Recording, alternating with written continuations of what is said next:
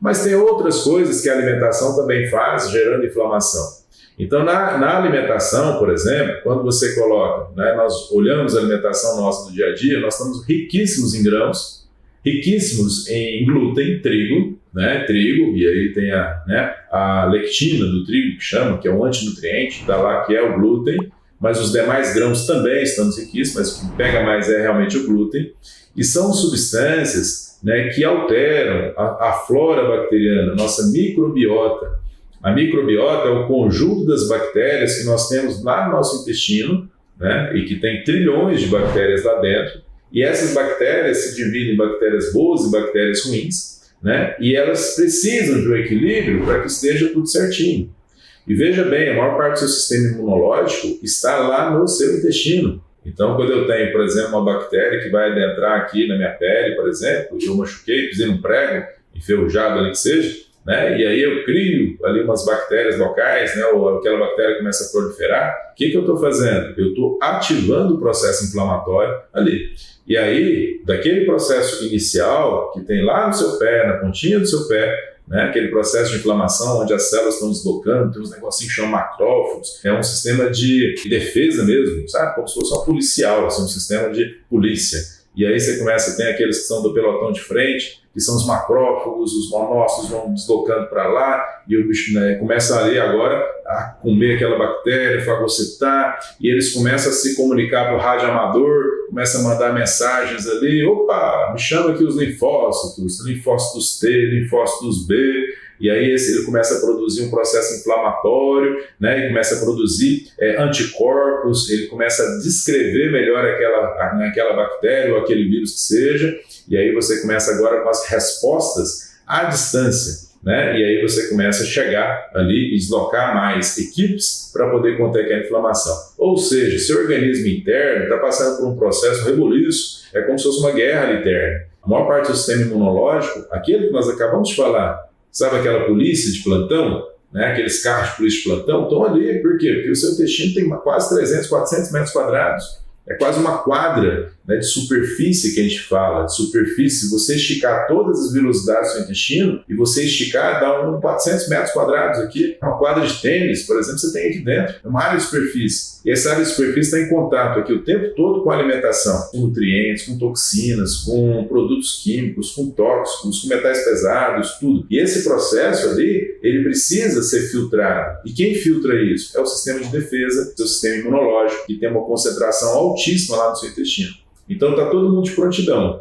Beleza. E aí agora, o que você faz? Você, com esse padrão errado de alimentação que a gente tem, com estresse associado, com falta de sono, com hábitos ruins, você faz com que essa introdução desses alimentos muda a microbiota, muda a composição das suas bactérias intestinais.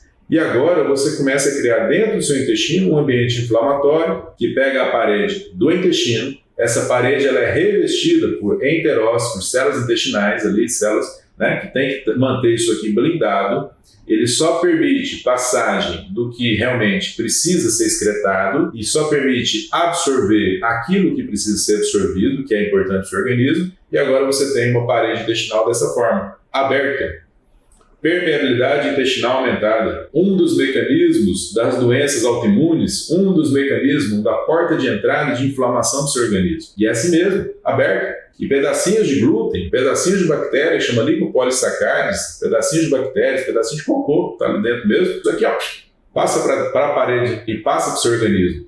E o que acontece? Lembra que eu falei lá do dedão que você pisou no prego enferrujado? Agora o seu intestino é como se ele também tivesse pisado num prego enferrujado. E aí você começa a deslocar células ali, na verdade você nem precisa deslocar tanto, porque você já tem essa barreira, e ali células malte, e aí você tem o seu sistema imune que fica ali aderido ao seu intestino, e aí você começa a criar aquele processo de inflamação, inflamação. Mas tem algumas dessas partículas, né, de pedacinhos de glúten, pedacinhos dessas bactérias lipopolissacarídeas, começam a adentrar no seu organismo, e começa a ser absorvido mesmo. E aí você começa a amplificar a inflamação. Então tem muita gente que convive com isso diariamente. Vou dar um exemplo aqui depois, para frente aqui, tem uma pessoa, né, um depoimento, deixa eu ver se consegue transmitir aqui, mas é uma pessoa que tinha uma inflamação muito alta, e ela até cita no depoimento dela. Por quê? Nós precisamos de conter a inflamação. Então, para conter a inflamação, você tem que tirar o prego do pé. Você tem que, às vezes, usar antibiótico ali para o pé. Para conter a inflamação do nosso organismo, e principalmente essa inflamação que é relacionada à permeabilidade intestinal, eu tenho que tirar o prego que está machucando o meu intestino. Muitas vezes é o glúten. O prego que está machucando o intestino, para essas pessoas que já têm problema ali, que já está inflamado, que a gente documenta isso, muitas vezes o prego que está ali é a caseína do leite. Eu preciso tirar o prego. Se eu não tirar o prego, a gente não consegue recuperar essa condição intestinal. Eu tenho que tirar, porque a permeabilidade intestinal aumentada está estimulando a inflamação. Inflamação, lembra? Gripe, resfriado, infecção, não te dá falta de energia? E além disso, além de falta de energia, vai te dar dores pelo corpo também.